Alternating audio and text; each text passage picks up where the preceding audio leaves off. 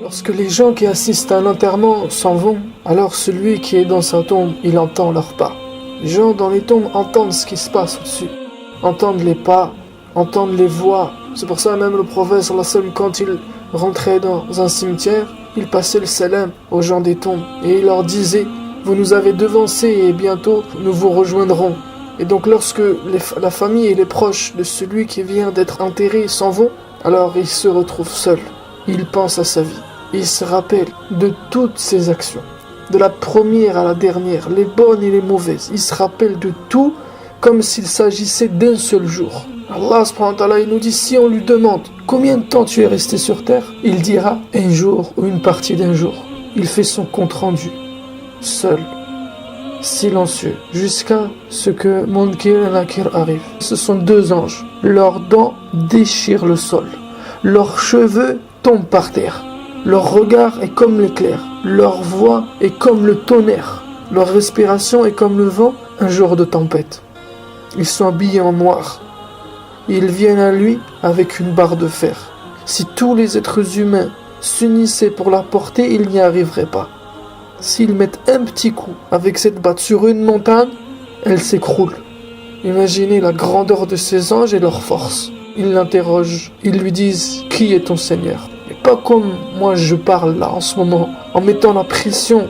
Leur souffle, il bourdonne dans les oreilles de celui qui est questionné. Juste faites-les voir ou de les entendre. La personne ne sait plus qui elle est, elle ne sait plus où elle est. Et si elle bug dans sa réponse, ils lui mettent un coup de masse. Et ils lui demandent: quel est ton Seigneur? Man rabbuk? Quelle est ta religion? Quel est ton livre? Quel est ton prophète? Quel est ta qibla? Qui est ton père? Nous on connaît les trois questions principales. Qui est ton Seigneur? Quelle est ta religion? Qui est l'homme qu'on a envoyé vers vous? Mais en vérité, il y en a plein, c'est un examen.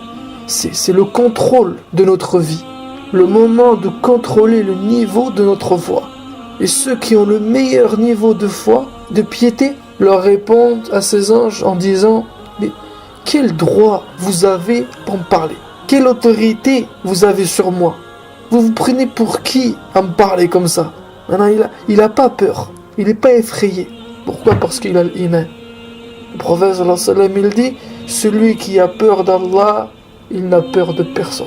Et les gens, nous aurons dans notre tombe le même iman, le même niveau de foi que nous avions dans la dunya, dans ce bas monde. Et parmi ces gens, Omar ibn al-Khattab. Un jour qu'ils étaient au pèlerinage, le prophète sallallahu alayhi wa sallam s'est tourné vers Omar, inquiet. En pensant à lui, il lui dit: comment tu seras quand tu seras dans la terre, dans un espace de 4 coudées sur 2, 2 mètres sur 1 mètre, et que tu verras Munkar et Nakir. Et Omar radiyallahu anhu lui a demandé: Ya Rasulullah, qui sont Munkar et Nakir? C'est qui? Alors le prophète sallallahu alayhi wa sallam lui décrit. Il lui a dit: ce sont 2 anges qui font passer l'épreuve de la tombe. Ils fouillent la tombe avec leurs canines, ils marchent dans leurs poils. Leurs voix sont comme le tonnerre assourdissant, leurs regards sont comme l'éclair aveuglant. Ils ont une masse que les gens de Mina, c'est-à-dire les pèlerins qui étaient présents, et on sait que le pèlerinage c'est un lieu de rassemblement, maintenant tout le monde est là, tout le monde est présent. Des milliers, aujourd'hui c'est des millions de personnes sur une même terre. Il lui dit: regarde, tu vois tous ces gens autour de nous? Si tous on s'unissait pour porter cette masse, ils ne pourraient pas la soulever. Et ces 2 anges, ils manipulent cette masse plus facilement que moi je manipule ce bâton. Et au moment où le prophète sallallahu alayhi wa sallam dit ça, il tenait un petit bâton qu'il bougeait entre ses doigts. Il lui dit: ils t'éprouveront avec leurs questions. Et si tu échoues ou que tu t'embrouilles, ils te donneront un coup qui te rendra poussière. Allah Akbar. Maintenant, le prophète sallallahu alayhi wa sallam est en train de faire peur à Omar. Il est en train de lui faire peur avec ce qui va se passer, ce qui va lui arriver, ce qu'il va connaître bientôt. Et qu'est-ce qu'il dit à Omar? Ya Rasulullah, est-ce que je serai à ce moment dans le même état où je suis maintenant? Est-ce que ma foi, ce jour-là, elle sera au même niveau que celle qu'il est aujourd'hui? Le prophète sallallahu alayhi wa sallam lui dit oui. Alors Omar, tout confiant, il lui dit: Ya Rasulullah, t'inquiète pas, je me chargerai d'eux. je serai au niveau. Et quelques temps se sont passés jusqu'à ce que le prophète sallam revienne vers Omar, content, en lui disant: par celui qui m'a envoyé prophète avec la vérité, Jibril alayhi salam est venu m'informer de la scène qui va se passer entre toi et ces deux anges. Il l'informe, ils viendront vers toi, ils vont te questionner avec toutes ces questions. Et toi tu leur répondras quand ils te demanderont: qui est ton Seigneur? Man rabbuk? Tu leur répondras: Rabbi Allah wa man rabbukum. Mon Seigneur c'est Allah, et vous c'est qui votre Seigneur? Mon prophète c'est Mohammed, et c'est qui votre prophète? L'islam c'est ma religion, et vous c'est quoi votre religion? Jusqu'à ce que le Munkar et Nakir se tourneront l'un vers l'autre et diront que c'est étonnant. Nous ne savons plus si c'est nous qui sommes envoyés vers toi ou si c'est toi qui es envoyé vers nous. Allahu Akbar. Il est temps de faire l'effort sur notre foi pour préparer notre vie après la mort. Cette vie n'est qu'un test, une épreuve, un moment de rivaliser dans les bonnes actions, de rivaliser dans le niveau de foi et de piété. Et c'est pas en regardant plus belle la vie, en buvant du Coca-Cola.